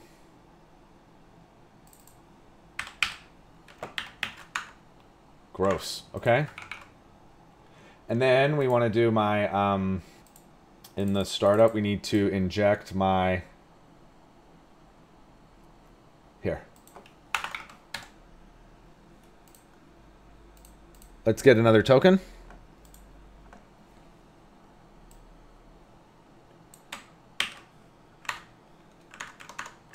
Oops. We'll refresh. We'll look at accounts. I'm going to pass that in that bearer, and authorization's been denied. So let me try to get another one. Is it because my servers are different? I don't know. We'll find out in just a moment.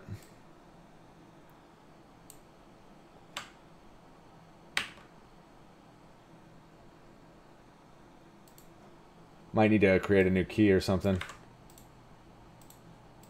Authorization has been denied.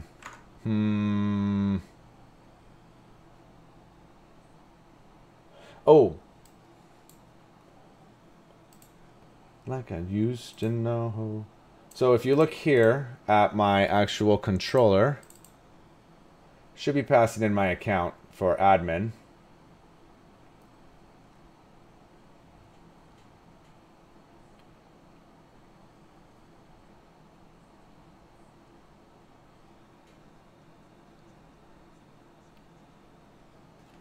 It's another second. Because this user that I'm using is just my admin account.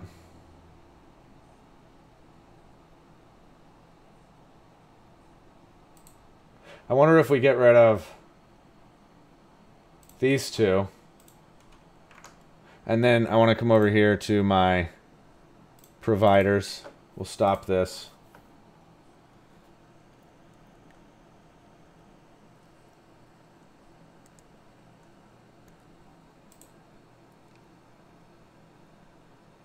And I want to add back in here.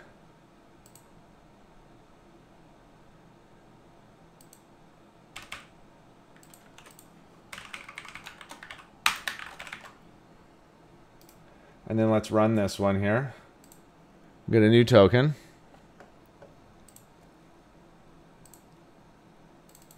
$57576, I believe is what it is. There it is. Now let's try this one on the resource server.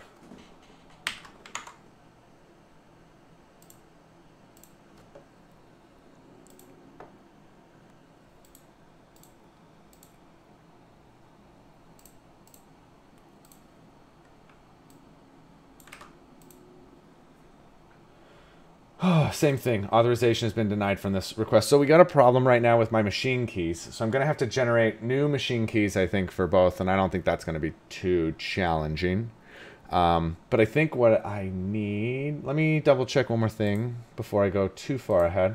Because I already have one that comes with this that I can use temporarily, I think. Let me get it from here. Just another second.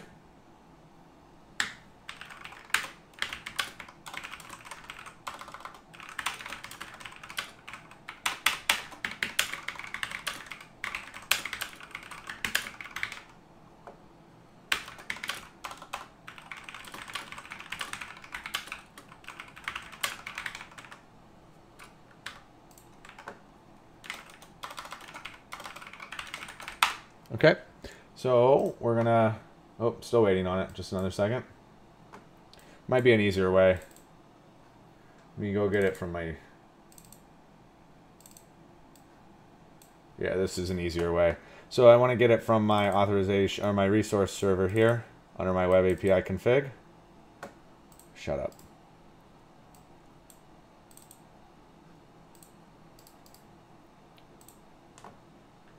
We want this machine key.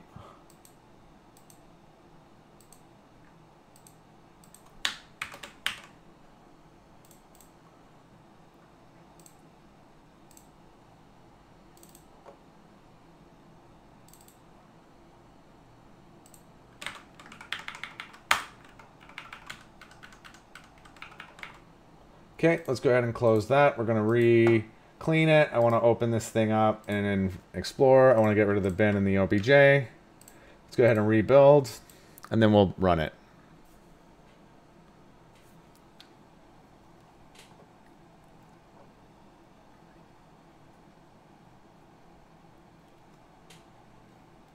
This is a great document. I'm going to put it up here with the tutorial series that really kind of guides through how you can create a machine key and get everything working when you decouple everything. So let's give that a test. Still telling me nothing. Hold on.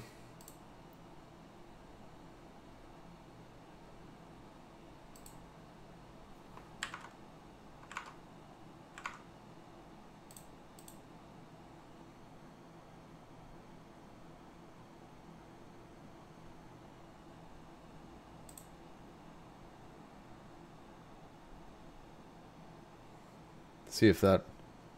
Okay.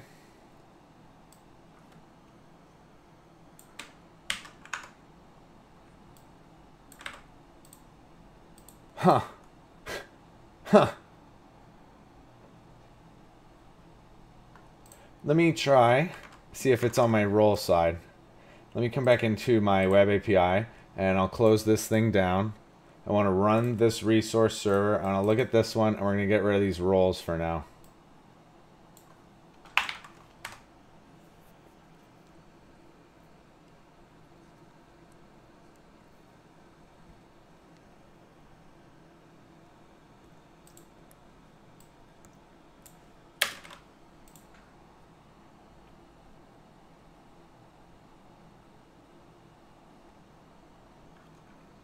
How many lurkers do we have in here? That was a question by SC Zorro. Try one more thing here, and then if this doesn't kick it, we will take a break. And I'll get this after the break because give my brain a minute to think about it, figure out the authorization, pull up the documentation, because yeah, for sure we're getting a bearer problem here. But what if I try from here? No, because it's an authorization problem, so it's not clearing. All right, well, we'll get this right after the break, guys. So if you guys are new, make sure you click the follow. Thanks for checking us out. My name's Rob. I stream now on the weekends and then again on the weekdays, but my schedule's been a little bit different. If you have any questions, pop them into the channel. Got a really active and supportive community. Make sure you join us at discord.pixelhorrorstudios.com. And what we're going to be doing is we're going to be taking about a 20-minute break. Hey, SC Zorro, thank you for that host with one follower, or with one viewer. Appreciate that. And yeah. So we will we'll take a short break, be back in 20 minutes, and I'll set up a timer and some music. I hope you guys enjoy it, and we'll go from there. See you guys in just a little bit.